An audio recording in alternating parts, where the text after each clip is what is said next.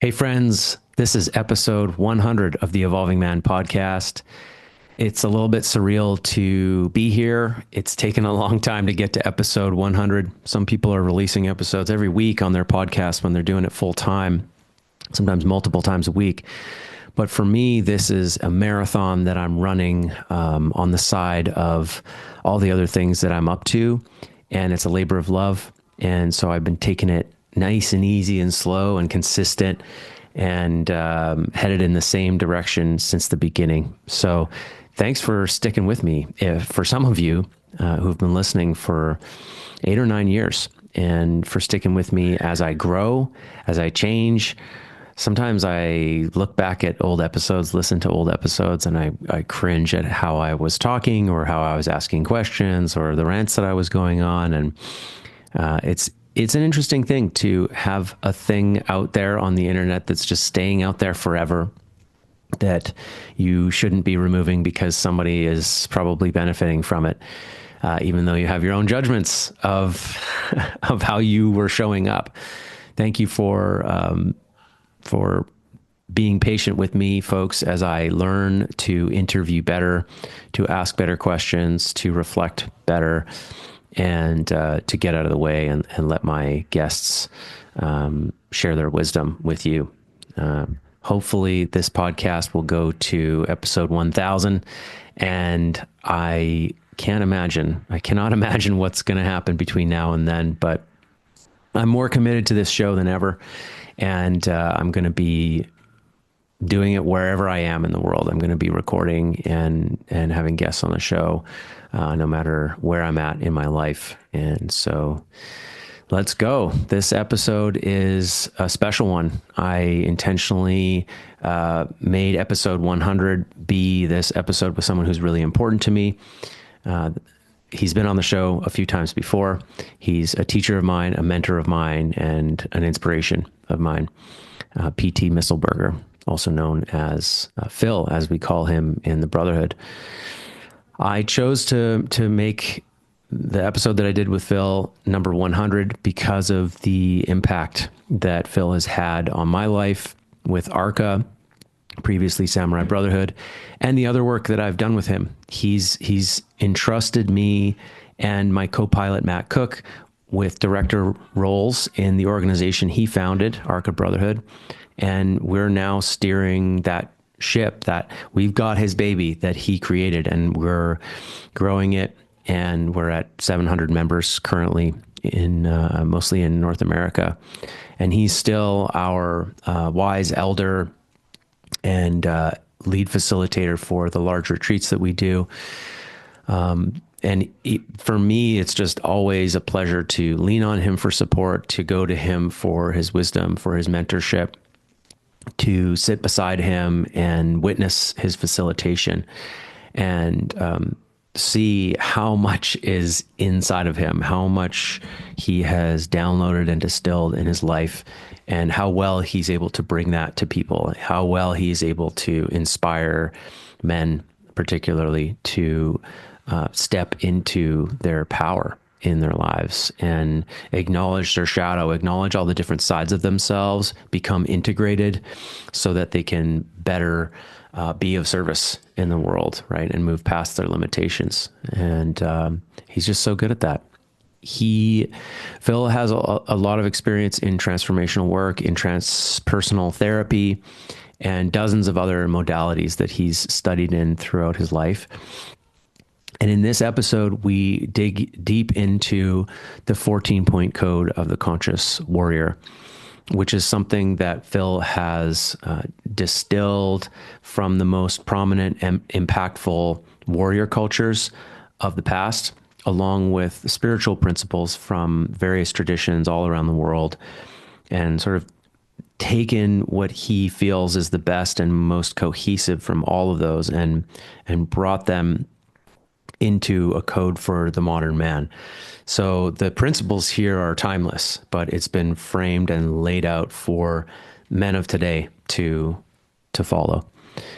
And so we dig into some specific parts of this code and why they exist, and what are things that men are struggling with today and how they can lean on this code. And where Phil got some of this stuff from. So he shares his wisdom throughout this episode, and there's so many points here that are worth taking notes on or rewinding or watching again, because Phil has a way of speaking to the core, speaking to the depth of issues. And yeah, I really enjoyed this conversation with him. Partway through this conversation, Matt Cook, my co-pilot with Arka, joined us. It's a bit of a Q&A fireside chat. We're literally sitting beside a fire in my friend Bobby's apartment. This is the first time I've recorded an episode beside a crackling fire. So you'll hear some of the cracks, and you'll hear us messing with the fire. Like, it's very kind of candid.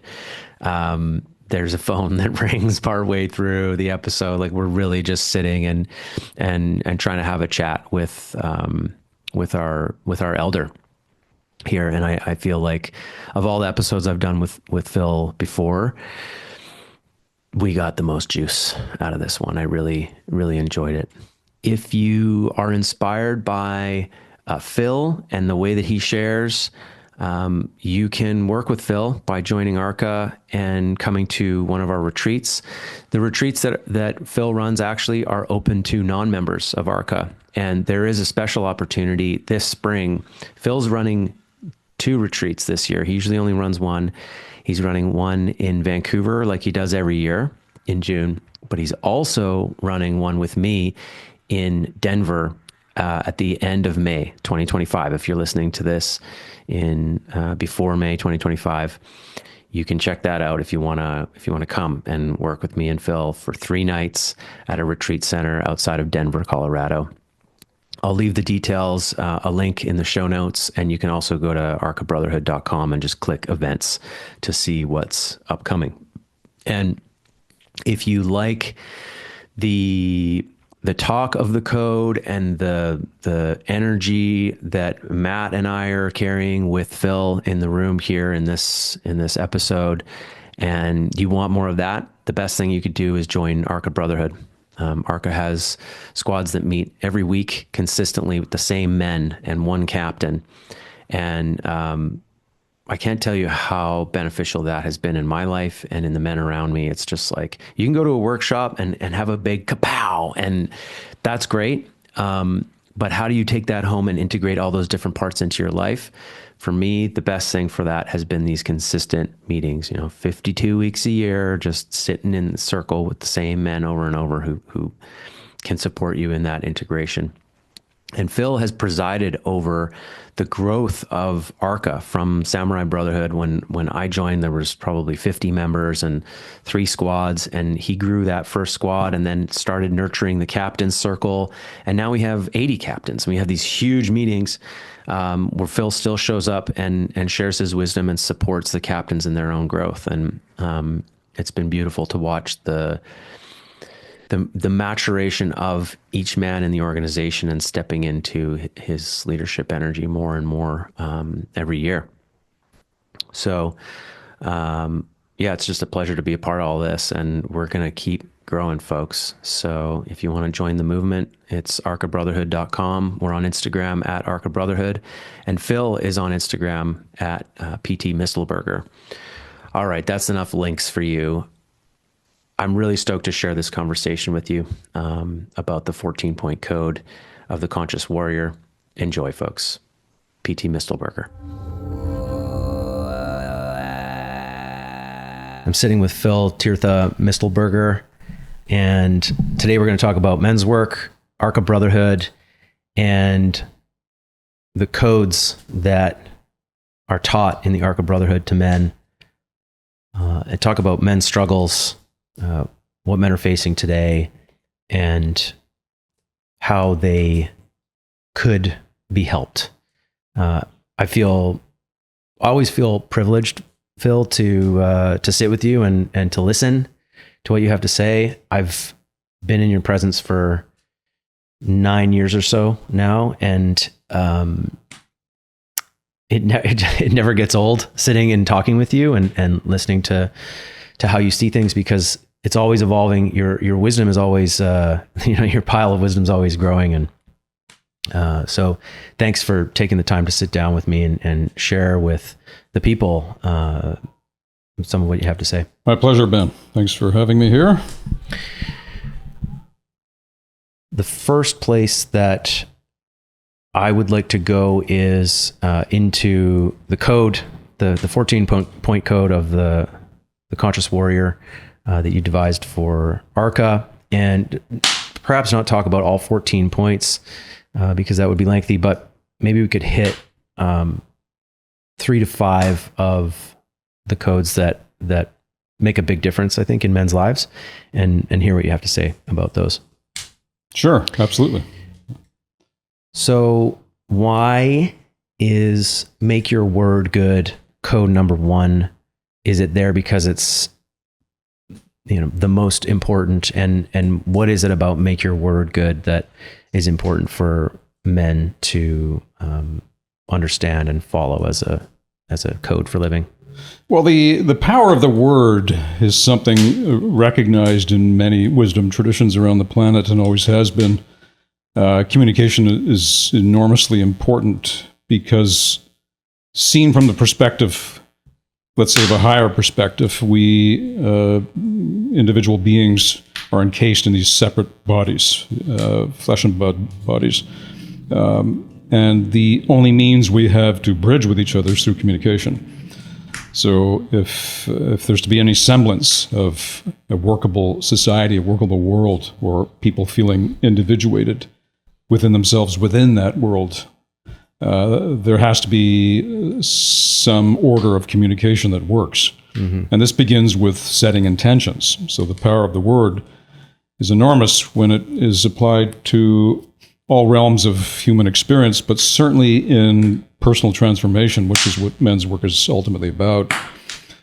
It's extremely important because without setting that intention first, without having what Gurdjieff used to call an aim in life, or a goal, a direction, there's very little that's possible. And so the power of the word, or being aligned with the word, speaks to integrity, but also speaks to the importance of setting intentions in life. To go from a point A to a point B, we need to have a sense of direction. And for that, we need to be consistent in terms of what we think and say to others and how we see the world in order to make our journey from that point A to point B. And that applies to, again, all the avenues of life, and certainly in personal transformation. So without that integrity, without that consistency, we're going to be speaking out of all sides of our mouth and living a life of effectively a person with multiple personalities, not in the clinical sense, but in the average sense of a person who is scattered all over the place and has no sense of focus in life. Mm-hmm. So the power of the word is that it gives focus, intention, direction, and ultimately supplies integrity as well.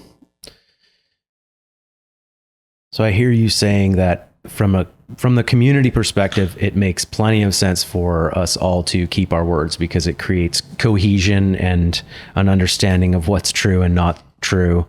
And that at the personal level, it allows us to focus and move forward with a particular aim and bring consistency to our vision, what we want to create in the world.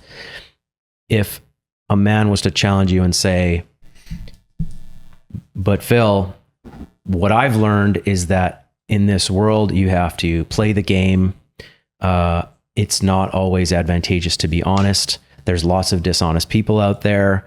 There's been plenty of times where I've shared my truth, I've shared my feelings, and the world has struck me down for that. And so what I've learned is that I don't have to be honest most of the time. I can just tell partial truths, I can withhold, and I can navigate the world in a way that's advantageous for me rather than trying to take care of the whole community by being honest all the time. So for a guy like that, what do you say to make your word good? Well, there is, there are multiple sort of dimensions to look at here. The honesty I'm speaking of is not the sort of what we might call idiot honesty of speaking your mind all the time to people in any situation of life. This is not what we're speaking of here. What we're speaking of here primarily is honesty with oneself. which will translate into honesty in the relationships in your life that matter, and in other situations in life where integrity is called for. But obviously, it's not necessary to tell a 3-year-old that Santa Claus is not real, right? Or the tooth fairy is not real. And in other situations in life, it's not always appropriate to completely speak your mind and your truth to somebody. Say they've suffered a loss, an important loss. Your sacrificing of your personal truth may be an act of compassion for them by not interfering with their reality and their process because you think you need to tell the truth about something. No, it doesn't apply to all situations or many situations in life. But in certain areas, especially in the area of personal transformation, in operating in a community such as a brotherhood that we have, it's really important there as well, in order to have some sense of growth in that community and to develop trusting relationships with others in life, whether in community or in relationships that are highly important to you. And also, there's the area in life where you need to be discerning in terms of what you say and have some skill with communication. As I speak to it in terms of when in Rome, do as the Romans do, but also that archetype that we had created in the early days of the Brotherhood of the panther who knows how to, say, fly below the radar in the sense of not always broadcasting to the world their great realizations and insights that they're having as a means of developing humility, let's say, right? Or again, considering the timing of things in life, right? So there's a lot that goes into that. The integrity and the honesty and the straight communication applies in the important close relationships that you have in life, and above all, in your relationship with yourself. So a man needs to be able to tell himself the truth about what he's doing or not doing in life, needs to be able to recognize when he's bullshitting or distorting things. Humans have extraordinary capacity to lie and to conceal and to obfuscate and to dissemble and all these things which have to do with not being truthful, to others, but again, primarily to ourselves. Right? So there's a lot of pieces involved in that. Yeah, there's a lot there. Yeah, I hear the piece about make your word good, make your actions match your words, accountability. I also hear the piece that you're sharing around be good with your word, right? Like, don't be egregious. Place your words carefully at the right time with the right person. And the other thing this brings up for me is, because you've said a few times this phrase of speak the truth and learn to speak the truth. And we have 3 core disciplines in the Arka Brotherhood: speak the truth, listen for the truth, and create a disciplined container. That's how our groups operate. And the art of speaking your truth in a container where other men are watching is that's a difficult thing for most men when they first enter the circle. Really telling guys what's really going on inside of you and being able to articulate that to them. Even just practicing the vocabulary of speaking about what's happening inside of you is hard for a lot of men. And also telling another man what you actually are thinking or feeling about him, or how you're experiencing how he shows up, like giving him feedback. That's also hard for guys. And then listening for the truth is another practice, like when this guy's sharing about something that's going on in his life, what is actually going on? What is he actually sharing? What's it actually like to be him? And being curious about that. There are stages to this. It begins with simply having proximity with other men. So the first stage of entering in a consistently meeting men's group, for example, like our squads, is just being in the presence of other men. For some guys, they're not really used to that, right? So it can take them a while to learn to be able to articulate, as you mentioned, their truths. They may not know what that is, and they may have great difficulty in doing that. There was an old tradition in the old Zen schools of a troubled soul or troubled person would be allowed to just sit with the meditators to absorb the peaceful vibes, if you will, or the energy of the place as a way to sort of get settled within themselves. So for men who are starting off in men's groups, they come in all different ways. Some come in with a fair degree of anxiety, and the way they manage their anxiety is, can be quite different. Some will do it by speaking too much and trying to impress others by repressing or holding back.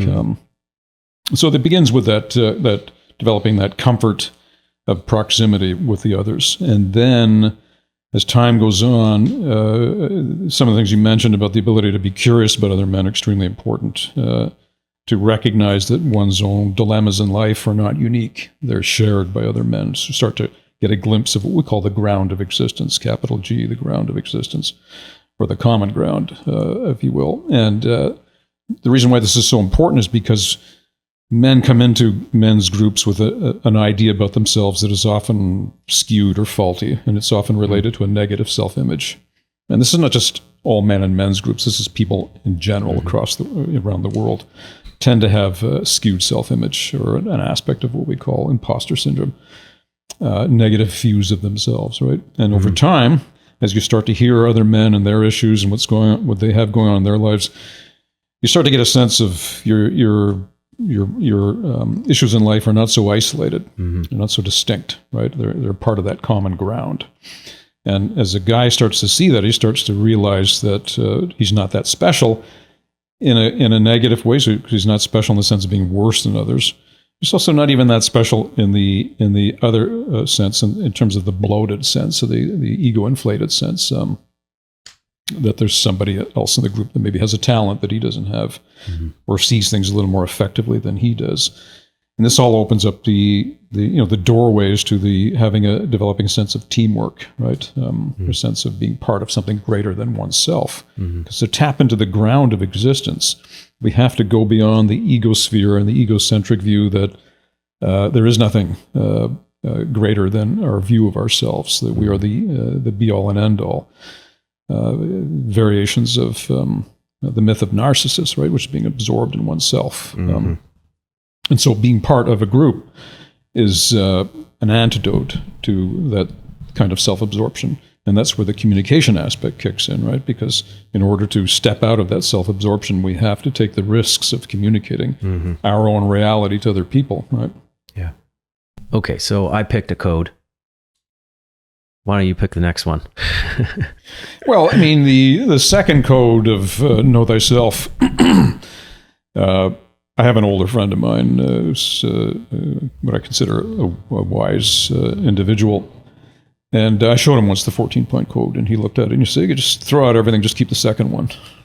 Because arguably all of them are sort of reduced to the second one. We begin with the first one because if a man doesn't set his intention in life, very little can happen after that. So speaking the word is so important, right?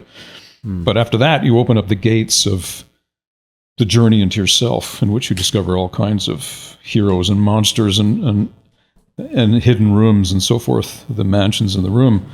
And the key that opens all of that is the second code, which is Know Thyself, the living the examined life, the Socratic life of taking a hard look at questions in your mind and being willing to self-observe, which is a very challenging thing for most humans, because we have five senses that view the universe that's outside of us. And in our educational institutions, we're taught a lot of things about the world and about how the world works and so forth, and history and science and mathematics and languages, all of which is important in its own respect. But there's not a whole lot taught about the interiority of a person, of a human being, right? So at the time a lot of younger people emerge into post-high school years, into if they go on to higher education, and even beyond that, because in higher education they're specializing more and more, especially as they get into graduate degrees. The scope narrows even more and more.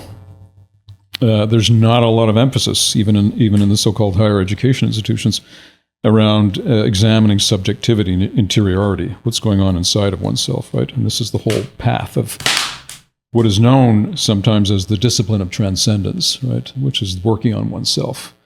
So Arka Brotherhood is a discipline of transcendence, a path of self-examination and of discovery of who one is, which means cutting through all the layers of the unconscious, which includes not just your own individual unconscious, but the unconscious of your entire family system. So most people are born into family systems of individuals who had other challenges in their life or other inclinations, and weren't inclined to examine themselves, or just didn't have the opportunity or that possibility. As our fireplace blows fire's up, going. The fire likes this code. That's here. what happens when we start talking about awakening the energies on the inside. Yeah. So I like what you're saying about humans' tendency to be kind of egocentric and to actually like not even want to look inward, and to sort of become obsessed with the outside world and learning about the outside world, and it's sort of a safer place to go rather than inward into your own darkness, trauma, programming that's in there that's not yours, stuff from the past, ways that you are that are shameful. But beyond understanding your own inner world, it actually goes beyond that to the greater community. Like if you can sufficiently go deep into yourself, you open up the space to actually like do healing work around your family and with your community, and then to maybe even assist other people on that journey, which is what men are doing in men's groups. Yeah, the thing is, when people look inside themselves, usually what they discover is pain and confusion and other difficult matters that they don't necessarily want to shed light on. And so this is why meditation, for example, can be challenging or problematic when people first try it, because oftentimes when a person sits down to meditate, what they're confronting is the confusion of their mind. And that's why the process can be so difficult. So meditation is highly valuable. I've been a lifelong meditator myself, but in the group setting, there's a dynamic that arises in group settings that is difficult to discover in meditation in and of itself. And so the two tend to complement each other very well.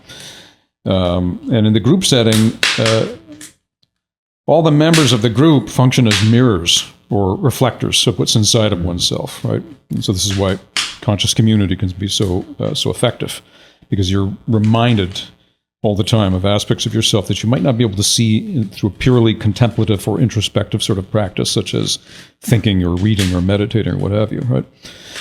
And so the dynamism of the group is what awakens that inside of oneself. And then once we start to look inside, we start to confront these shadows, right? And they can be quite dark and they can be quite intense. And when we start to look into, for example, the ways in which we are unconsciously using others in a relationship, the heart and soul of codependency, as we talk about, right? Specialness in relationship, where we enter into the process of relationship with another person believing that we're flawed on the inside. And so we need that other person to make us whole and complete. So this is a losing venture from the beginning, because the other person has the same thing in mind. And so this is why in all the wisdom traditions, what they all emphasize is the importance of cultivating an ability to tap into that ground of existence, or that deeper part of ourself, deeper part of our mind that is outside of ego. And in men's work, men can be, generalizing here of course, but men can be notoriously competitive and locked into their own minds and very separate and very disconnected from feelings and the sensory effects of their body. And so for a guy to sit in a room with other men, he first has to get past the idea that these men, who may be projecting father, brother, what have you, onto them, are not there to make him feel less than what he is. So they're not there to compete with him. But he might experience that in the beginning in certain ways. As you know, a lot can come up in men's work in groups where a guy starts seeing aspects of his past, his ghost figures, in the room around him, in other men. So he has to get past that one. So anyway you cut it, we have to face into the wounds and into the shadows on the inside as a way of bringing them into the light of our consciousness, so we can be a little more aware of them. And then with that awareness, we can potentially make better choices in life. Mm-hmm. Yeah, thank you for that. I like what you're saying about our tendency to be enwrapped in our own egos, to be lost in our own egocentricity, and how that doesn't work in relationship. It doesn't work in romantic relationship. We need ways of vaporizing our ego or transcending our ego for a moment, or being able to get past it for a time, be in spaces where that occurs, and being in an intentional space with other people. That's right. Is a great way to do that, because it sort of turns the heat up. See, the problem is that two egos can't really meet. They can't really meet. They can consider each other. They can size each other up. They can maybe in certain ways play or with each other, or try to humor the situation, what have you. But there's not really ever going to be a deep meeting. The part of us that meets with somebody else, that truly meets with somebody else, is outside of the ego and its concerns.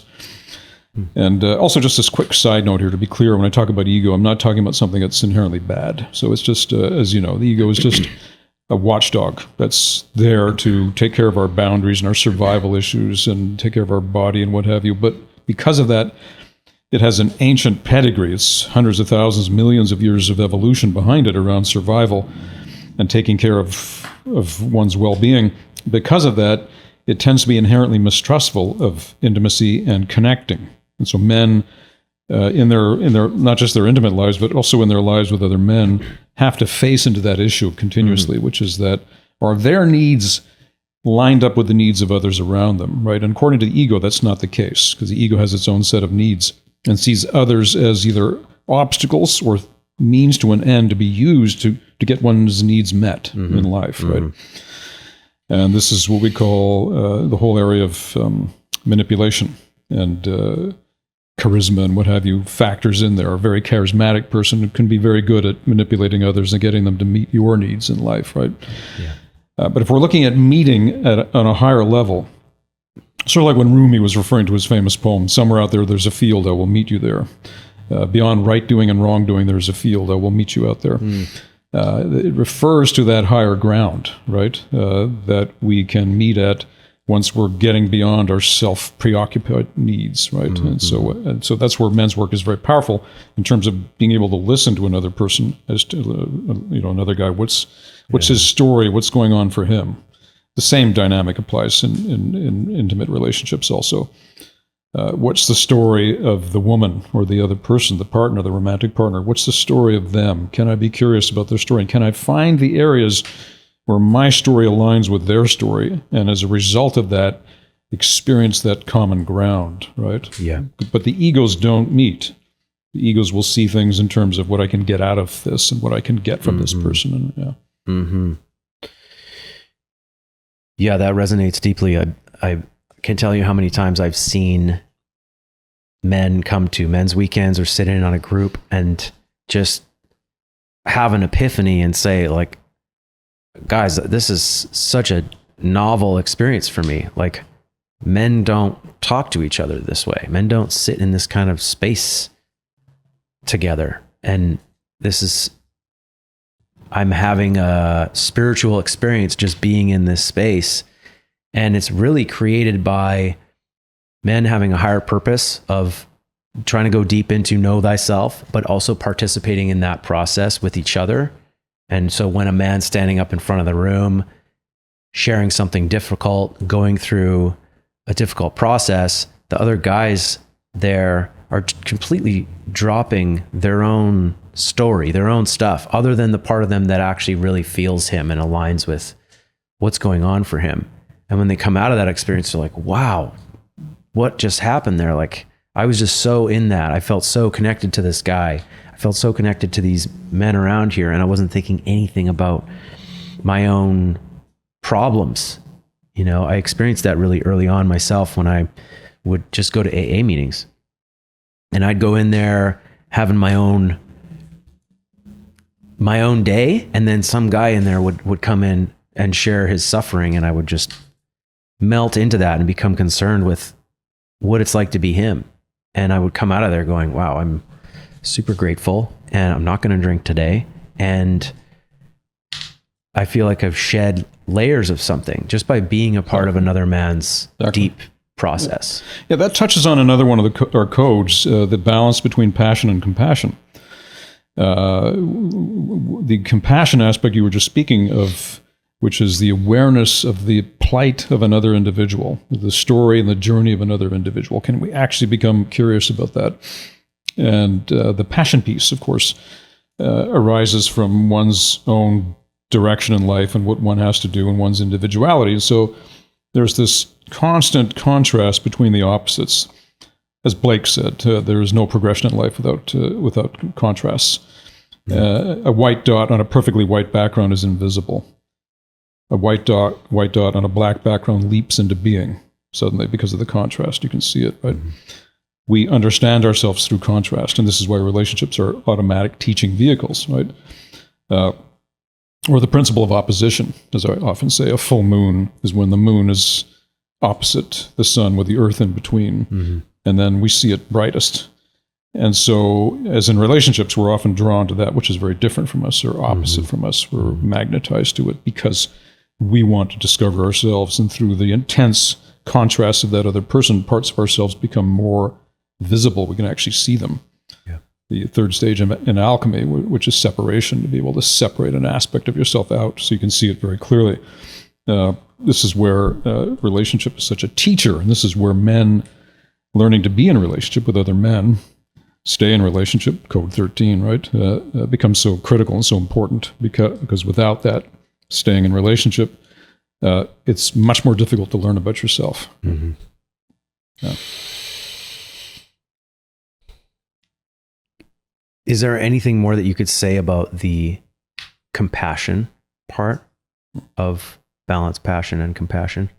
Well, compassion is an evolved trait. There's no question. It's often said that kids are notorious for having very little compassion because they're discovering themselves, and so they need to be in that phase of discovering themselves. You might see glimpses of compassion in a child at certain stages of their development, which could be extraordinary, perhaps a sign of somebody who's got some latent developed qualities, but for the most part, it's about me, me, me. And it remains that way for most adults throughout life as well. But compassion can certainly be cultivated. And just for a guy sitting in a men's group, it's extraordinary possibilities for cultivating that compassion. Whether the guy does or not is another story. But just to be able to hear the struggles of others, or certainly in my co-ed groups that I run as well, it's the same thing. When one can step out of one's self-absorption for a moment and hear the struggle of others. And then there's also the thing about what we call a planetary aim. So there's a personal aim and a planetary aim. A personal aim is about what you want to do with your life. Sometimes described in the Eastern traditions as the way of the Arhat, the one who sees a poisonous bush and just wants to walk around it and get to his goal. The second way is the way of somebody who's maybe a little more interested in helping the world. This is what we call a planetary aim, right? And a planetary aim is sometimes described in the Eastern traditions, for example, as the way of the Bodhisattva. And this one, he or she doesn't bother to walk around the poisonous bush. They leap right over it. They take a risk of leaping right over it because it's going to get them faster to where they need to be. And then there's the third approach, right, which is sometimes called the way of the esoteric path, more esoteric path, which is a deep transformation. And this involves diving right into the poisonous bush and consuming it, where the poison then becomes the lead that you turn into gold inside of yourself. The poison is the hidden elixir. The negative emotions are faced into directly and worked with in a way that they are something is extracted from them, right? That it can be something useful and positive. Anger transformed can often become penetrating clarity, right? And fear transformed often becomes love. And jealousy transformed often becomes a sense of equanimity or sense of equality with others and so on. But the compassion piece does take a while to develop, can be developed to extraordinary degrees if one is intent on doing that. It's often related to the planetary vision I was talking about, like having in mind something bigger than one's own personal journey. Right? Well, yeah, I love that perspective of the planetary aim. And I think men these days are struggling for a higher purpose, a higher aim, and how to really have a planetary aim in a world with 7 billion people where it's hard to feel like you're making a contribution. I think it's closer to 9 billion now, but yeah, right. It's probably 7 billion. Your point is taken. Lots of people. Yeah. So, how can men, and there's a code here, find the Holy Grail, your true calling, how do men these days in the 2020s find a purpose that feels worthy and feels higher than themselves? Well, we're living in a really complicated and interesting time. I'm, as a late baby boomer myself, being born in 59, I've been, exposed to a lot of different forms of technology. And, having grown up, and for much of my 20s up into my mid-30s in the pre-internet era, I didn't have email until 1996 when I was 37. So, up to my mid-30s, I lived in the world where there was no internet, where it was not used commonly. And the existence of the internet has severely changed things in some good ways and some not so good ways. The good ways are obviously around connection. It's much easier to get things faster, to connect with people faster. It's the spirit of Mercury, that Greek god. Things are much more accessible now, and you can connect with people much faster and so on. And the negative side has to do with the effect that it's had on the attention faculties of the mind.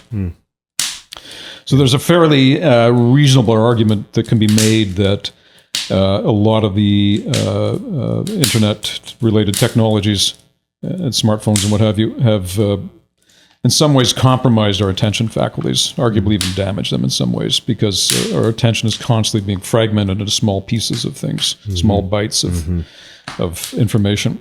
And so the stay with power, the ability to have stamina with attention has been negatively affected for a lot of people.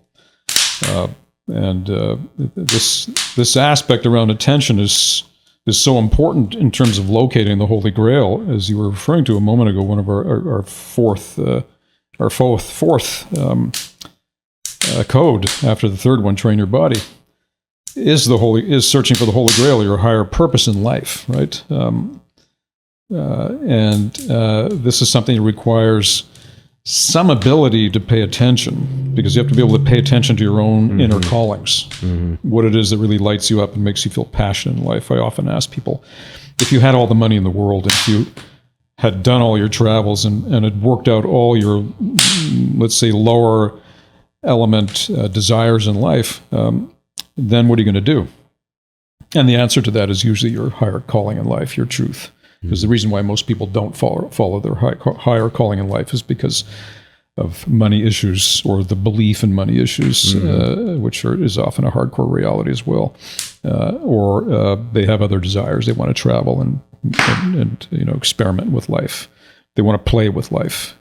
They don't want to settle into a groove or into a niche, because all success is about finding a niche, right? And supplying something to the world that will then come to because of that niche that you've created.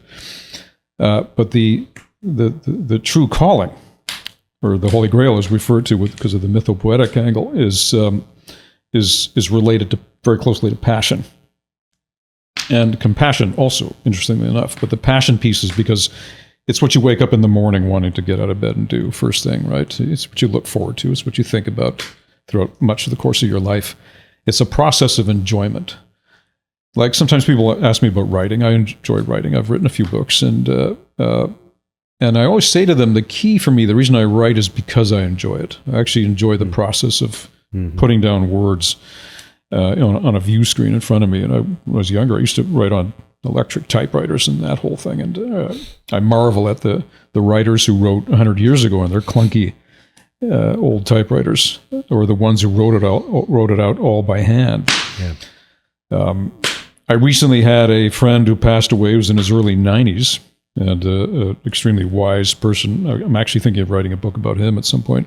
And he left behind a series of notebooks, something like 25 or 30 notebooks that his closest friend showed to me recently.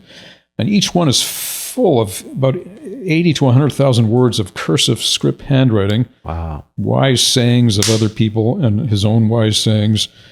There's over 1 million words that he's written easily. Wow. In these notebooks, all written out by hand. This is an act of will, but it's also an act of passion, right? He was doing it because he was passionate about the wisdom. Yeah. So one has to develop a love of the truth. That's so important. You have to have a love of the truth, right? And from that passion, it's much easier to locate one's higher calling in life. And that higher calling almost always has to do with serving the planet in some way or serving the evolution of the human race in some way. Mm-hmm. If it's truly going to be effective, if it's going to bridge together passion and compassion, right? It's possible to do a strictly self-centered higher calling in life. You could do that. You may experience some success from it on a material level, maybe in some limited sense on a relational level, but it's not going to fulfill the soul. To develop a relationship with one's soul, one has to acquire a soul in a sense. Sometimes referred to everyone has a soul. You could say that in terms of a bare theory, but arguably we don't have a soul until we have a relationship with the soul, right? And so, in a sense, you're creating your soul by unfurling the wings of your higher purpose in life and what it is you're meant to do in life, and that's informed by passion above all else, and the ability to see that you can do something. Or the willingness, let's say, to see that you can do something that will actually have a positive impact on others in the world, right? Wow, that's really impactful. You know, there's just this concept of like building a soul or like developing your relationship to your soul via engaging in your passion, like the fire that burns within you, and like fanning those flames, you know, and growing it. One of my favorite little short meditations is a Ram Dass piece, Sitting Around the Fire, where he talks about how in each of us there's a fire, and maybe it's become so dimmed down into coals, but our inner work is really about fanning those flames, blowing on it, and growing that fire, and then sharing it with other people. This is essentially what you're saying, and it's been such an impactful. Well, the Buddha used to talk about this, the metaphor, or one of the Buddhist masters after him. I can't quite recall, but the metaphor is very simple. Is that a candle can transmit its light to an infinite number of candles without ever losing its power, its light, because it simply is lit. It's lighting these other candles, but it never loses its light. And so that's really good metaphor for getting beyond this fear that a lot of people have, that if I'm going to do something that benefits others, it's only a matter of time before my batteries are going to be drained, so why should I? Right? I should just look after myself. When you tap into the deeper part of your nature, you don't lose energy in performing a higher function in life and in the world that also helps other people. Right? Yeah. Well, thank you for that, Phil. Okay, we're going to add my friend Matt Cook into the conversation. He's joined us. Matt is co-director of the Arka Brotherhood with me. So thanks for coming in to join us for this conversation, Matt. You bet. Glad to be here. Okay. I feel like we're not done with the code. So you're never done with the code. Never done with the code. It's never over. Yeah, so I'd like to ask you about this one, gather courage and move forward. What does that mean for men today, and why is it important? Well, some of this relates to what I was speaking before about the way attention faculties have been compromised in some ways by our modern technology. And just to be clear, we mentioned the positives of the modern technologies. This is not a strictly negative view. But if a man's attention is scattered and divided, it's going to be difficult for him to find that forward gear. So we often have this saying, forward gear only, which is not meant in that idiot sense of the phrasing that at times in life, obviously, you need to put on the brakes or maybe go in reverse in certain situations. But by and large, the forward gear only is a very useful kind of mantra to remember, because it speaks to this need to be consistent in life, that there are very little results in life without consistency. It's a great story of I think it's from the old Sufi traditions of a king and a magician. And the magician challenges the king to some sort of a contest. He says, here's a chessboard, and he says, put one grain of rice on one square and double it for each square going forward. So 1 on one square, 2 on two, 4 on the next, 8 on the next, 16 on the next, and so forth. And the magician says to the king, by the time you get to the entire chessboard, you're not going to have enough rice in your entire kingdom to fill up this chessboard. And he makes a bet with him. He says, I'll bet you won't have enough rice. And if I win the bet, you have to give me X, Y, Z. And the king thinks he's an idiot, right? Because he's got so much rice, he's got a huge kingdom.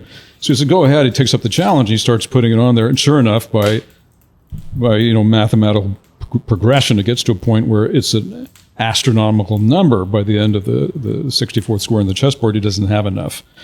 And so the moral of that story is that all the success in life comes from consistency, getting up to speed, so to speak, right? Or like a car when it's working through its gears, when it gets to a cruising speed, or an airplane when it takes off, needs a lot of power to take off, and then it gets to cruising speed, it can throttle back the engine somewhat, and maybe gets the assist of jet streams and so forth. So there's all kinds of helping forces in life that come on board and are incorporated into our being and into our path once we get up to speed. But we can only get up to speed with that consistency. We can't do it without the consistency. The courage aspect comes in because what knocks us off of that consistency tends to be fear more than anything else. The doubts that I will not be able to perform if I get to this certain point, or that I won't be able to draw to me the support that I would need in order to get my project to beyond a certain point. And so the courage is the antidote to the fear. But the old saying, fortune favors the bold, applies here, because there won't be any fortune favoring us if we're not bold.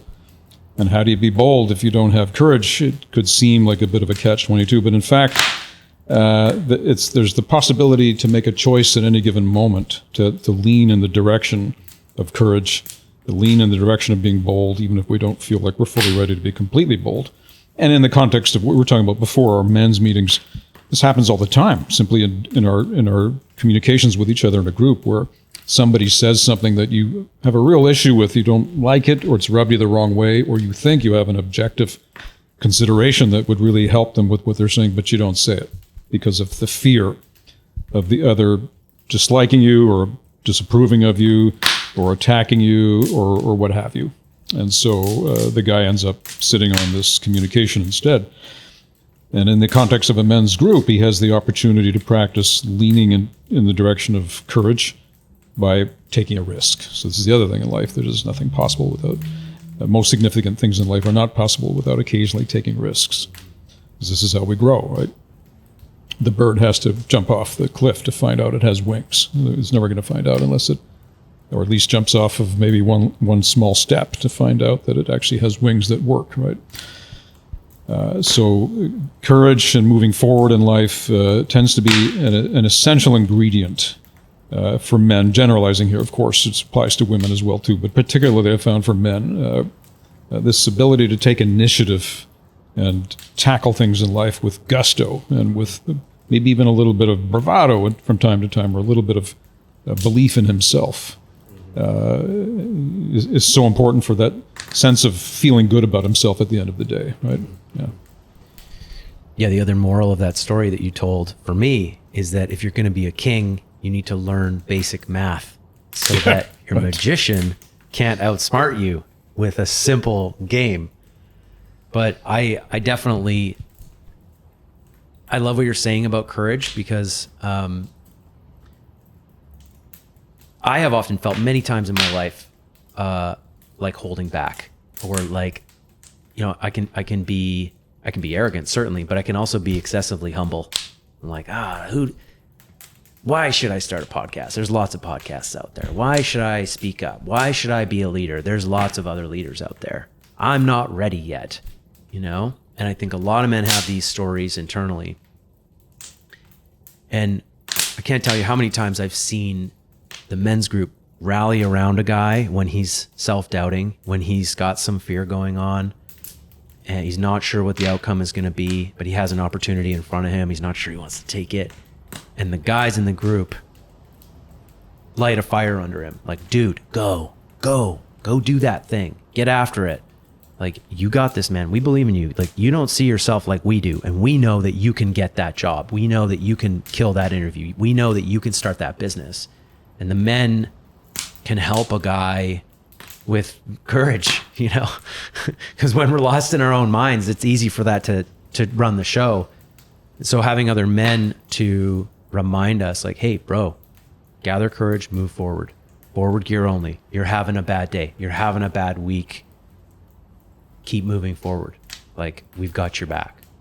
Yeah, absolutely. And again, you look at this famous old Roman saying, I believe it was, the fortune favors the bold.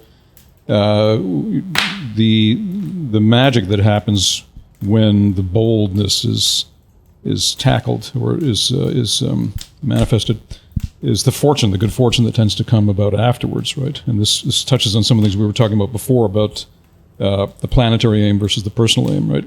So the personal aim is going to be the courage, and the good fortune is going to be that planetary quality that comes in where you're helped by things that are outside of your egosphere. And that ties in very much with the other code of serving a cause greater than yourself, right? So a lot of this whole thing that we're talking about here in men's work and in your life and so forth is stepping outside of the limited confines of the personal self. In many of the wisdom traditions, they talk about how the personal self is a construct. It doesn't have a lot of reality beyond our limited views of it. And there's something much greater that we're part of. Whereas Kabir once said, the famous poet, the fish in the ocean is not thirsty. The fish in the ocean is not thirsty.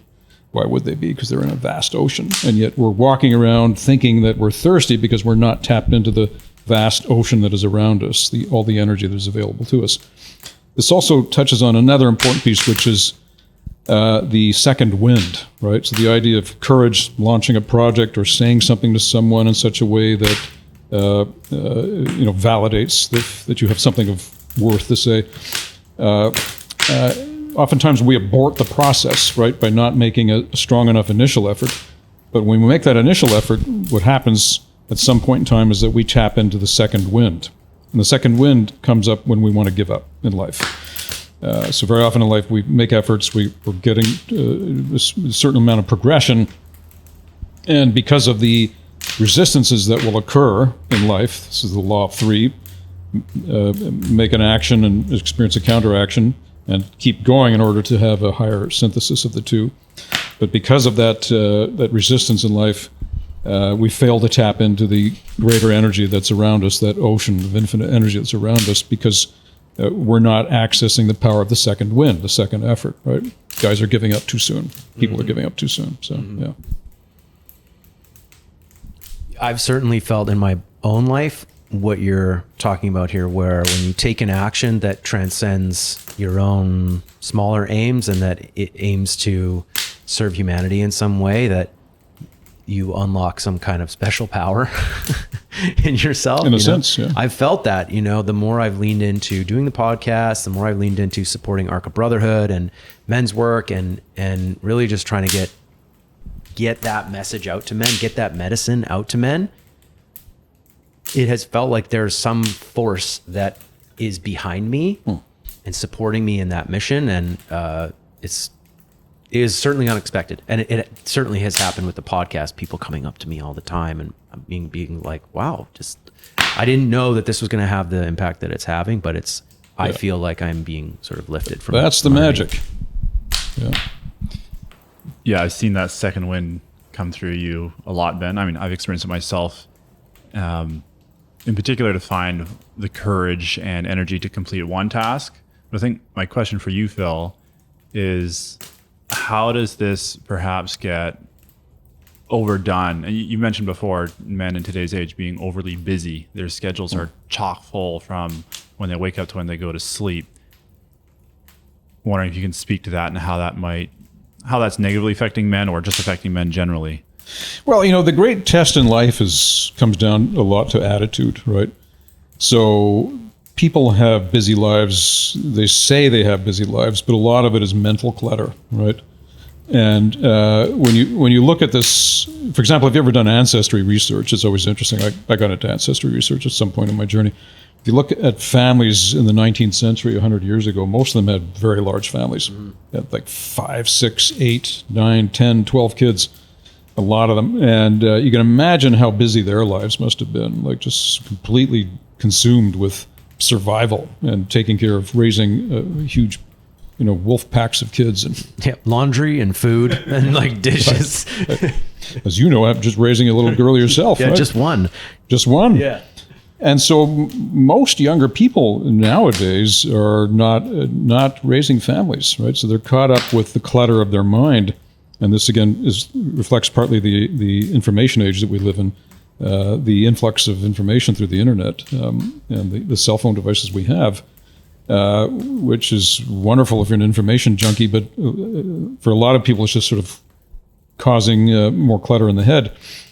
And so your life could be very full, but to avoid what I call the life of the 21st century distracted man syndrome is to work on attitude, which is that even if your life is very full, imagine what these people were doing 100 years ago. If they had any semblance of satisfaction in life, and I'm sure many of them didn't, I'm sure many of them suffered and struggled. But if they did have a semblance of satisfaction, and I'm sure many did, it would have come from attitude. Right? Like recognizing that what you've been dealt with, the hand you've been dealt with, is okay. I'll hold off saying perfect for a moment because I don't want to sound too bypassy here, but it's okay in and of itself for what it is, right? And maybe in some respects it is perfect when you see it from a certain angle. The problem is that people are in resistance to the life that they have. They're rejecting the life that is given to them. They're rejecting the conditions that they have to deal with on a daily basis, so they don't have peace of mind, right? Whereas when you you cultivate some measure of acceptance for what you're dealing with, even if a lot of it involves struggle or great struggle, such as how you're going to pay your next bill and so forth, you can tap into a certain measure of peacefulness, even just little glimpses here and now, knowing that you're going to be okay and that you're just involved in a very challenging stage or progression in your life where you have to cultivate the right attitude, right? Mm-hmm. So I've told the story many times before of how when I first came to Vancouver in 1984, I had come up from the ashram in Oregon where I was with a spiritual teacher of mine, and I didn't know anybody in the city. All what remnants of my family were back east. Wanted to stay here. I had $200 in my wallet, and the buses were on strike, and there was no SkyTrain. There were no cell phones or no internet. So I was given an address of a meditation center to go to. I went there, and it had just shut down the week before. There was nobody there. So I'm left standing with a suitcase, not knowing anywhere in this city, $200 in my wallet. And I really want to stay here because my overriding sense was this is where I was meant to live. And so I went to a park in Vancouver. It was a nice sunny day in July, fortunately, and did a little meditation, then fell asleep. Woke up and had, with a strong intention that I'm staying here no matter what. I'm not, getting on a bus going back east. And walked up to a corner, I think it was 4th and Trafalgar, and the one guy who I knew in all of British Columbia who lived on, I think it was Salt Spring Island. And this is 1984. He drove up in his green Volkswagen Beetle, exactly as I got to 4th and Trafalgar with my suitcase. He saw me, he said, "Get in." And so I got in, I looked at him, I was wondering, what took you so long to find me? This guy had this certain wisdom to him. And he took me to Wreck Beach. I didn't know what Wreck Beach was. That was where I met my first Vancouverites. And then later that day, there was an opening in this meditation house, this meditation community I was part of, and they had one room available. And said to the woman, "How much is it?" She says, $200, which is what I had in my wallet. So I gave it to her. So the moral of all that was that the forces of the universe were sort of aligning, if you will, to help me to stay here where I wanted to stay here. Why? Because I was setting the intention for it, right? And And so that required a certain focus of mind, right, to achieve that goal. And then the magic happens afterwards, which is then the cosmos starts cooperating with your destiny, with your plight, because you've set that initial very strong intention. And that's the courage piece, right? I had to be courageous. That even in the midst of the complete unknown, not knowing anyone or anything, I was not going anywhere. I was staying here. Yeah. I love that story. And just the act of like going to a park, meditating and falling asleep, I think is hard for many, many men to conceptualize these days, because Well, for one thing, you're going to be on your phone. Exactly. We all just fill empty space with our phones, but that takes us out of presence and it puts us into some weird like liminal space where you actually went inside and tapped into your inner power and your connection to the greater unfolding out there. And something outside of my ego mind. I just want to be clear, I'm not anti-technology. So that'll be the phone. So Whose phone is that? Wow. there's the timing right there. His phone starts ringing at that moment. Forgot to turn it off.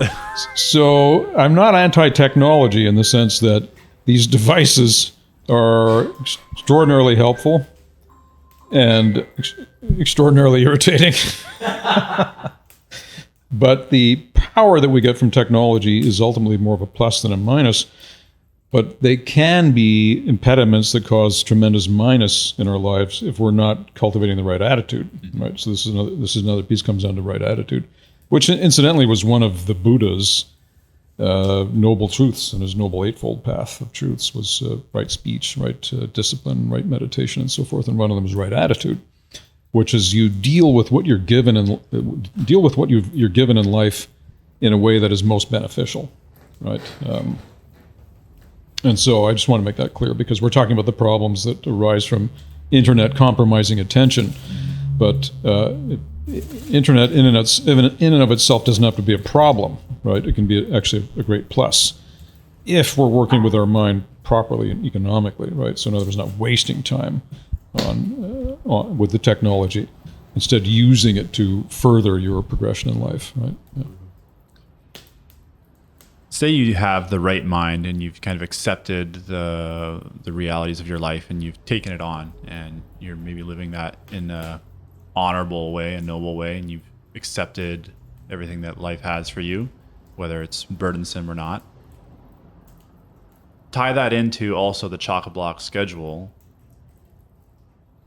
I mean, I can speak for myself. I have the bad habit of filling my calendar more than it needs to.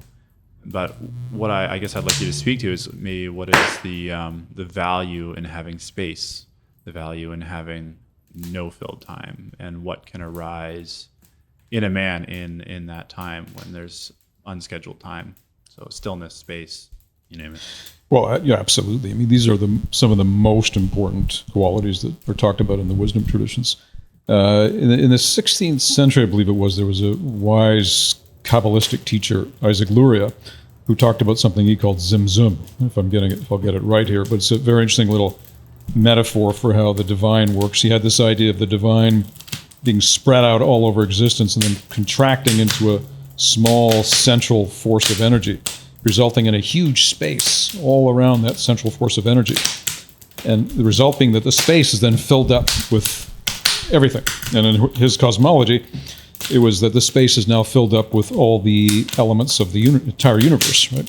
So it's very interesting that existence arises from nothingness. There's even that saying in the Latin expression ex nihilo, something from nothing, which is a religious doctrine, a Christian doctrine for sure, but it actually it's applicable in terms of our psychology, how things work.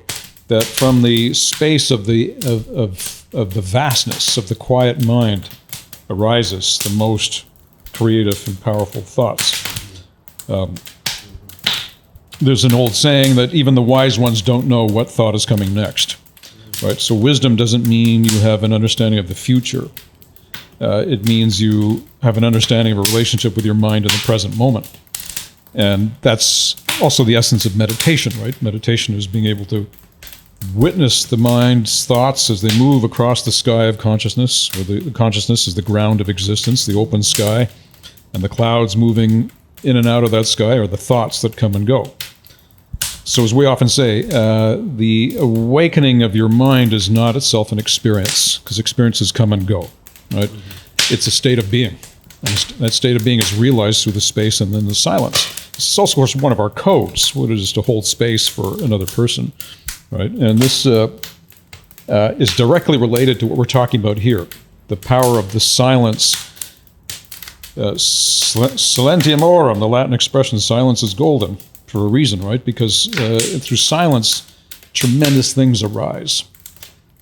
Inspiration tends to come in those moments where we're paying attention to the gap between two thoughts. What's happening in the gap between two thoughts, the unknown. The mystery of the unknown then arises.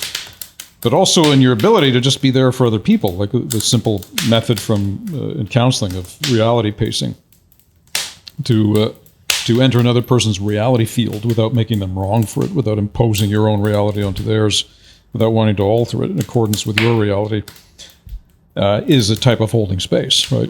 It is a type of inner silence that's cultivated, where you're truly present with another person. But more importantly, to be present with your own mind, in the sense of not being identified with those thoughts that are floating across the screen of your consciousness, across the sky of your consciousness. To recognize that they are just clouds moving, and they're coming and they're going. All the thoughts are coming and going. And as you do that, you become more aware of the witness inside. And that's where the silence, that's where the space comes from. And that certainly translates, Matt, to your question in terms of the practicality of a man's life. Putting aside time to just be with the moment, right, is extremely important. But that doesn't mean you can't have a busy, active life. You can have a very busy, active life, provided you're in good relationship with your own mind. That means attitude. That means being mindful of the ego contractions that want to take you into negative spaces, right? When you contract inwardly by having a negative thought about something, as opposed to letting go of that contraction and going through an expansion instead, where you're opening up to space, right? Spaciousness is a extremely important quality in a lot of the wisdom traditions. It's highly esteemed and valued because of what is born in spaciousness. Right? Yeah, actually, Ben and I were just talking in our first round of our leadership training how you can apply that same principle to a squad, a group, a men's group. And we called it the space between. So after a man has shared, how does a group respond? Are they jumping in to try and fix him, solve the issue, give all these answers? Or is there space, silence, to see what arises? And so often when that space is given is usually when magic arises. A man will have a strong emotional experience that will arise within him, or someone will have a thought come to them that otherwise wouldn't be available if that space was filled instantaneously. So, yeah, precisely. So it's the silence of the group, and then it's the silence of one's mind at the same time that it gives the best possible chance that when you do say something, it's going to be valuable and worthy. And some of that touches on, we were talking before about the power of the group. I think it was the Freemasons, they had the expression of the egregore, which refers to the spirit of a group. And what that means is that when you have these valuable experiences within a group, related to the ways you were talking about a moment before, Matt, when you leave the group, the spirit of the group, so to speak, goes with you. And I'm not speaking in a crudely literal way here, like some ghost that's traveling with you. I mean the spirit, in terms of that German word Geist, to the spirit of things, the spirit of the times, or the spirit that is more of a metaphor, right? Something that you remember, right? That is of value. And so that spirit of the group travels with you when you're not around the group, and is immensely helpful, right, in your life, right? So you experience a valuable moment in a group that maybe involved silence and men holding space for you, or you holding space for other men, and then you realize, you know what, I can take that into the rest of my life as well, and I can use it in all these other situations, especially when you say, go and have a family dinner, right? As Ram Dass said, if you want to know how enlightened you are, just go and spend time with your family, right? This is some of the most difficult places to practice holding space, right? Thanks for that, Phil. The notable piece for me in that one was just hearing your distinction between contractive silence and expansive silence, and knowing from my lived experience, like having experienced both of those, contractive silence where I'm sort of stewing and brewing and I'm lost in the to-do list and I'm consumed in a way. And then expansive silence where I'm sort of opening, listening, letting go slowly as I go deeper and deeper into it. It's a completely different experience and totally nourishing on the expansive side. Absolutely, because the expansion is all based on letting go, right? So it's demonstrating fearlessness, whereas the contraction tends to be fear-based. I've got to contract in upon myself because it's not safe in this moment for some reason, or I need to go hide in my thoughts or a memory or something, right? Or an emotional complex that arises in that moment. I'm going to hide in there because the ego mind is telling you that's the safe place to go there, because that's what it knows for survival, right? And yet what we're learning is something outside of the ego mind's domain, and that's that expansion that you referred to, Ben, which is a demonstration of fearlessness. And that's why it's so potent, because it's fear that is the primary negative, toxic emotion, negative emotion, right? So I want to ask you about leadership. There have been times where you've framed the men's work that we're doing in Arka as leadership training. Why is that? Why is leadership important for men to learn, and how do men learn leadership? Well, as we often say, the Brotherhood, any legitimate men's organization, has two primary functions. One is healing, the other one is the development of leaders. But leadership in this context should be understood as not necessarily applying overt leadership, like a guy that's going to be leading a group or a company or something like this. The leadership that we're speaking of really here is the captain of your soul, from that famous poem, right? To be a captain of your soul. What does it mean to be an inner leader with yourself? In charge of your own being, let's say, right? Sovereign of your own inner being. What does it mean to be a king on the inside of one's nature, right? Because we talk about the king archetype quite a lot on the Brotherhood. The king archetype doesn't really have anything to do with being an outer king and lording over others, right? It has to do with the inner sovereignty. And so it's that inner leadership that really matters. And that taps into many of the other pieces we're talking about, which is the courage and the forward gear and the ability to step outside of one's ego sphere, and the ability to serve a worthy cause that is greater than one's ego intentions. All of that relates to this whole picture of what it means to be greater within oneself, right? To aspire to those higher levels of being, right? Could you also speak to perhaps leadership in the context of leading others, in particular, like a squad or a group? And with that, what are your thoughts on can all men do it? Should all men do it? Should all men be put in that position? Does everyone have the capacity to develop the qualities to lead a group? Yeah. Or is some of it innate? I would say not all men are meant to do it, for sure. And that's fine, because it just means that their purposes in life are different. Again, when you understand it from that context of the inner leadership, you really get what the point is about here, right? So the outer stuff, the outer things you're referring to, some men are going to have more of a natural proclivity for that, or propensity for that, or what have you, like a natural talent in that area.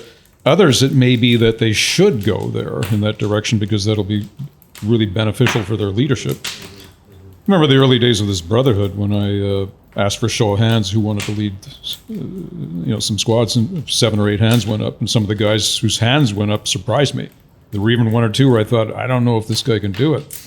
And he ended up proving that he could do it.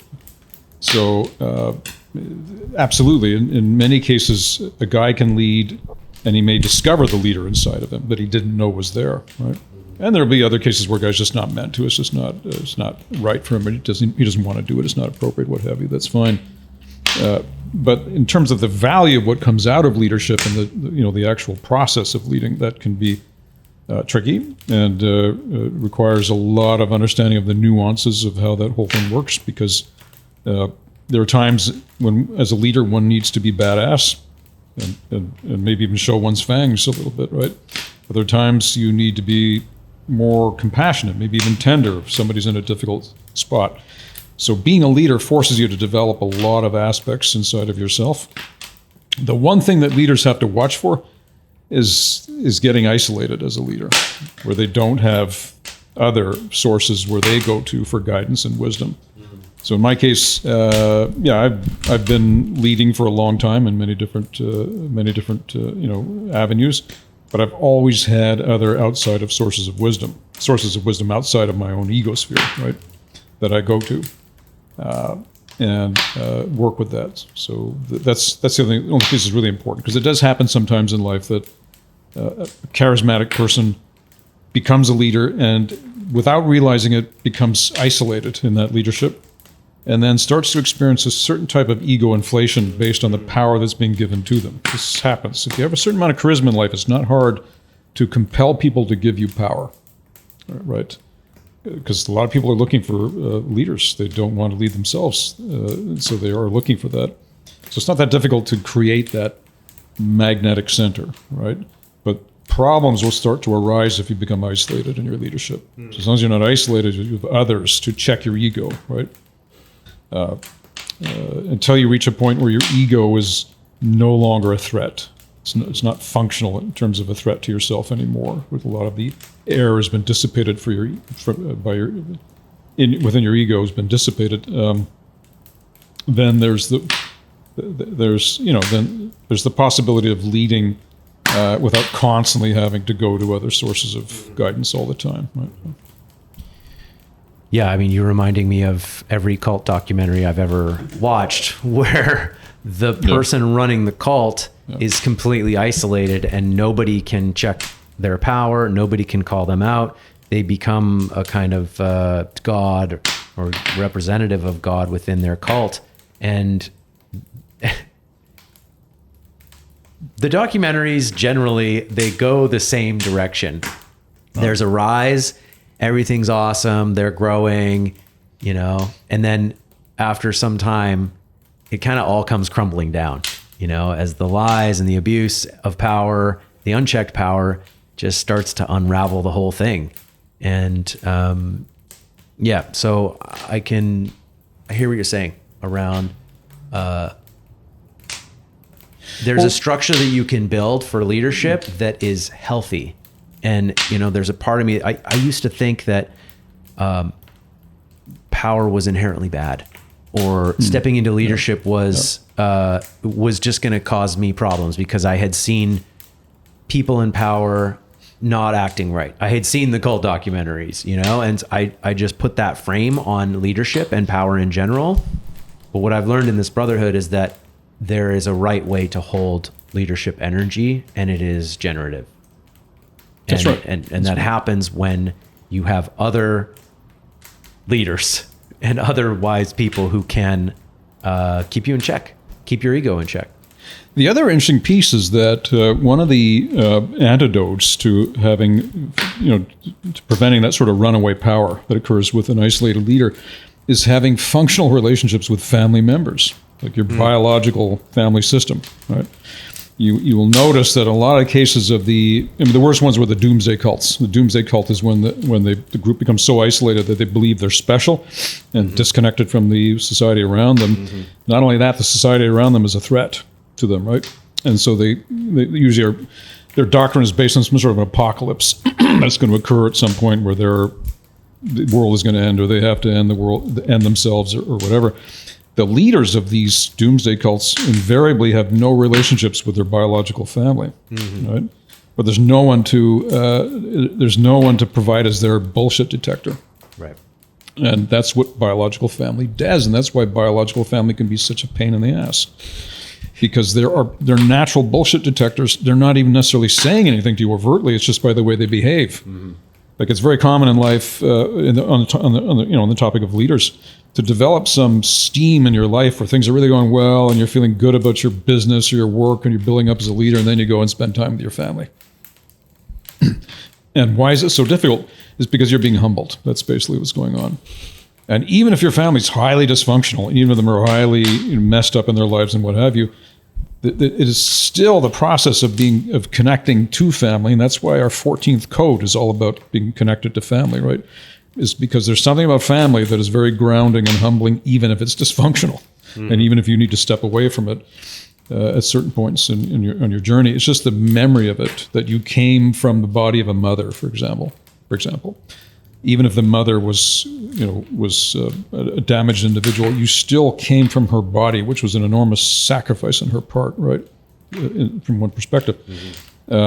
You still were birthed, through a whole process where you had a father and you had siblings, or if you didn't have siblings, you have an extended tree standing behind you that in other words, you're part of something greater than yourself. Right? That's humbling to recognize that.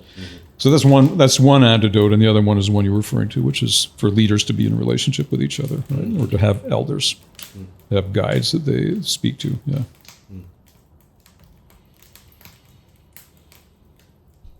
Okay, I have one last question. I could sit here for hours, but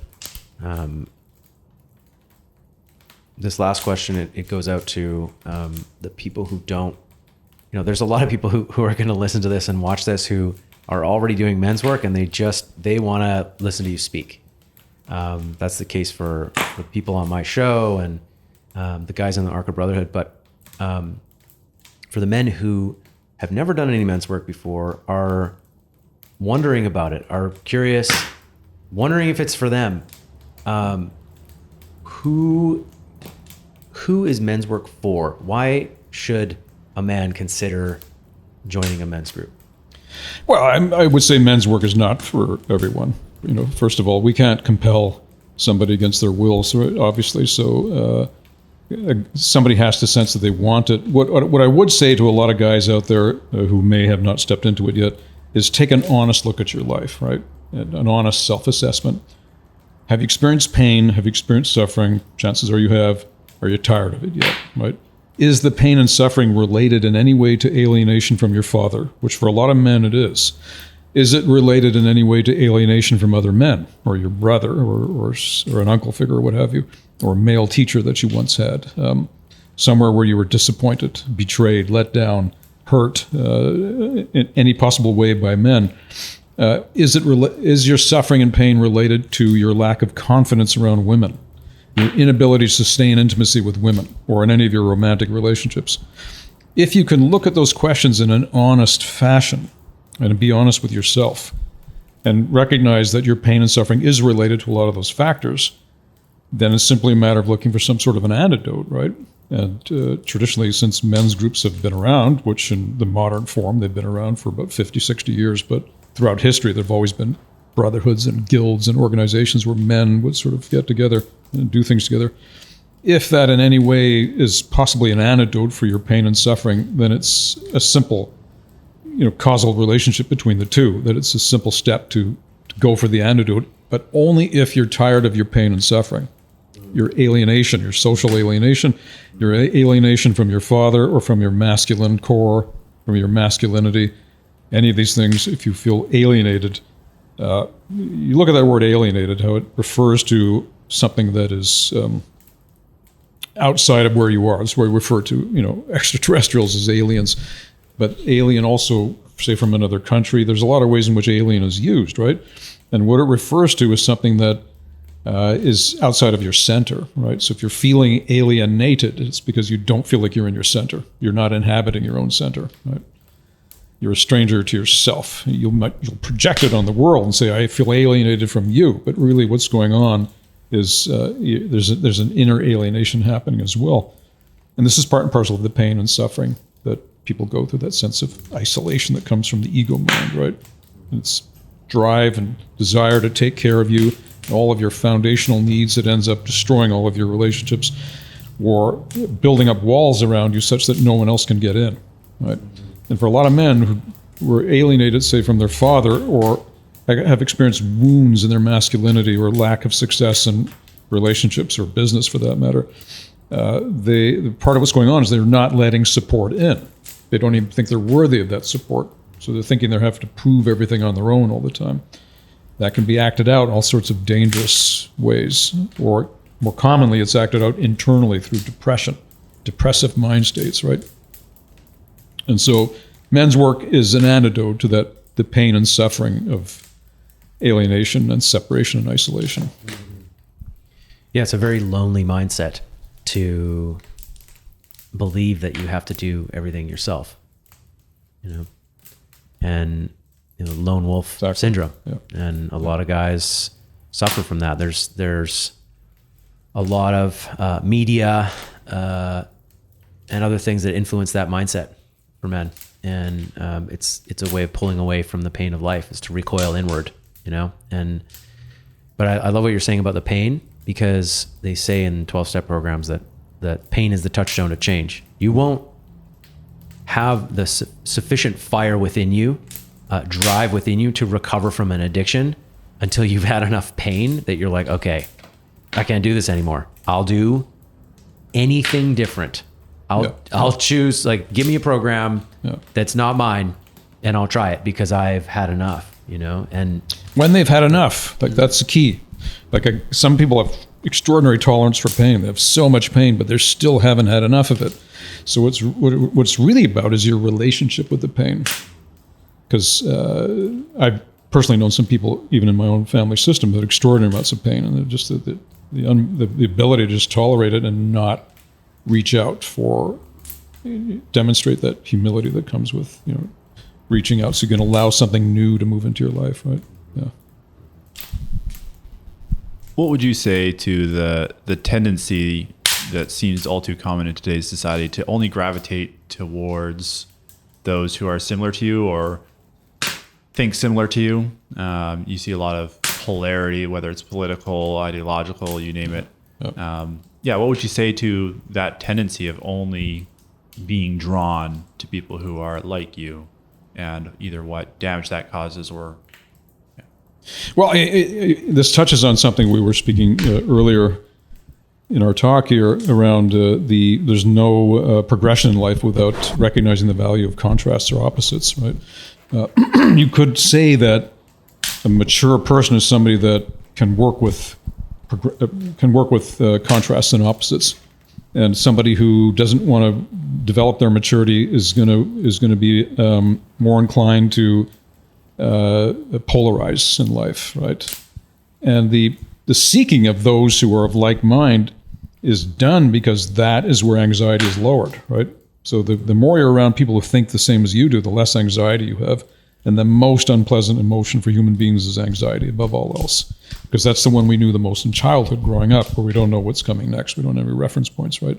And if you grow up in a dysfunctional family, which most people do, the forces around you are very powerful because you're a little child, but you don't know what's happening, so you're constantly in a state of apprehension, right?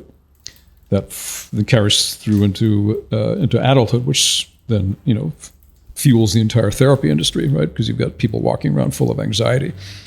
All you got to do to lower the anxiety is find people with like-mindedness, right? This is the so-called basis of the average friendship, right? You're my friend if you agree with everything I say. But if you're working on facing into the root causes of anxiety, which are almost always related to issues with self-esteem, not accomplishing things in life, not believing in yourself, not making the effort to go in a certain direction, anxiety will rule. But if you work on those other aspects of yourself, developing yourself in certain ways, anxiety begins to lower to a certain extent, and it then becomes much more possible to tolerate those who are different from you, right? Those who think differently from you, those who see differently from you. And you see it. We live in a world that's extraordinarily polarized. You look at the Middle East, for example. I've been to Israel. I've taught workshops in Israel long ago. I had a Jewish stepmother for 42 years. I have very close Jewish friends. I've studied Islamic mysticism. I've certainly known many Muslims in my life. And there's wonderful wisdom in the Jewish esoteric traditions, the Kabbalah and the Hasids, There's wonderful wisdom in the Islamic esoteric traditions and the Sufi traditions in particular, right? And if you imagined a world in which the incredibly polarized forces there could actually heal, what you're looking at would be a mutual grieving together, finding that common ground of the grief that is inherent in their situation. Then you look at, say, the American political landscape, right, which is nothing as extreme as what you're experiencing in the Middle East or other parts of the world, but still looks extraordinarily juvenile at times in terms of how it plays out, right? And you imagine a place where how this could be worked at in a mature way, it would be the acknowledgement of the differences and the acknowledgement of the common ground, right? Working towards the common ground again, right? Which is, what is it that we want to build here? And where do we have shared interests as opposed to my interests versus your interests, right? So that's what I have to say to all that. And again, decision plays in here to a large extent. It's possible to make decisions in life that move towards greater maturity, where you can handle contrasts. That certainly plays out in relationships, right? Because we're attracted to people that are very opposite to us in many ways. That's our soul getting us to that person so we can learn something about ourselves, right? And how are you going to work that out? Only by recognizing the common ground that you share with that person, right? Yeah. It's been almost a decade since you started this iteration of the Brotherhood. In those 9-ish years, what's stood out to you? What's surprised you? What are some fond memories or moments that have stuck with you? Well, it's a good question. Actually, I believe as of March, it's going to be 10 years since we rebooted the Brotherhood with these 6 guys. I've got a lot of, fond memories of it. Certainly the beginning stages. Certainly, the whole process of how the whole thing came together was a bit of a mystery, I would say, and in some ways, a wonderful surprise, right? Because I had run men's groups for many years, usually a dozen guys, and since the early 1990s, or mid 1990s. But this time, for some reason, we had the right chemistry of guys, and I was at the right stage in my life where I was ready to be the farmer, planting the seeds and staying with his crops and so forth. It just sort of came together because these guys cared enough about what was being offered. In this case, I was the one making the offering, that's true, but it was their relationships with each other that made the whole thing catch fire, right? Because they cared about each other enough to extend the work to other men in their lives. We talk about this so much, right? That the one of the keys to life is extension. There's that great line in the Course in Miracles that says that to spirit, giving is all. There is no receiving at the higher level of our being. It's all just giving, right? It's extension. The sun is this thermonuclear, perpetual explosion that's going on all the time that generates energy unconditionally and gives it out. And it may not be infinite or eternal, because apparently it has a certain lifespan, another 5 billion years, I believe the astronomers tell us. It's a pretty long time. But it's for all intents and purposes, it's unconditional giving in terms of the power and energy that it puts out. So it's a great metaphor for the higher part of our being, right? Of what we can put out in an unconditional fashion, right? And how that's so much of our challenge in life is to do that, right? So, yeah. Thank you for that, Phil. Yeah, what's been surprising for me is that the Brotherhood has just continued to grow, and there's been more and more fire and more energy in the organization, in me, for the organization, and just more and more guys becoming enthusiastic ambassadors for the work that we're doing. So, yeah, I want to thank you for your dedication to Arka and all the meetings that you've had. You've had so many meetings with us in the last 9 years to put out fires, talk about stuff that's coming up, talk strategy, help us correct ways that, we're turning the wrong direction. And really just like the main bulk of it has been training the leaders and trying to continue to raise them up higher and higher and being that force that you were actually talking about earlier, which is the guidance that leaders really need to stay on the right track. Like I really believe that your influence, not just in the beginning, but in the last 5 years, since you've dispersed some of the workload to a few of us, your influence has been instrumental in keeping us on track. So, well, I appreciate that, Ben. I also want to acknowledge you guys for being two pillars in this community. The future lies with you guys in terms of this brotherhood and what it's going to grow into, because it's demonstrated. It's gone from 6 guys to 700. It can go to many more. But it's also a testament to your relationship with each other, right? And how you built on that relationship with each other. And that's why we call it brotherhood, because it is like literally like being brothers with each other. And your relationship with each other becomes a beacon of how other guys can be with each other, right? And that's the healing aspect, but then there's the leadership aspect in it, which is there as well. You guys are doing this because you didn't just believe in what I had to offer, you also believed in what you guys have to offer, and in the spirit of brotherhood, what it's all about and what it really means. And the sheer healing potential it represents for this planet, right? All the suffering on this planet, all the turmoil, if we could have men and women, and that's not even talking about the sisterhood groups that we have in our community around and all the great work that they're doing. But if we could have people working on their relationships with each other above all else, right? There's the possibility for a healed and evolved planet at some point, and then there's a whole universe waiting out there to be explored. But first, we have to get it together here, right? Yeah, maybe so. Yeah, Matt, thanks for joining us, brother. It's been great to steer the ship with you last couple of years, man, and appreciate you being here for the conversation. You got any last words? No, just thank you and appreciate the conversation. The only thing this ship needs is a star to steer itself by, right? And that's the star of the purpose, the higher purpose of what we're doing. Right?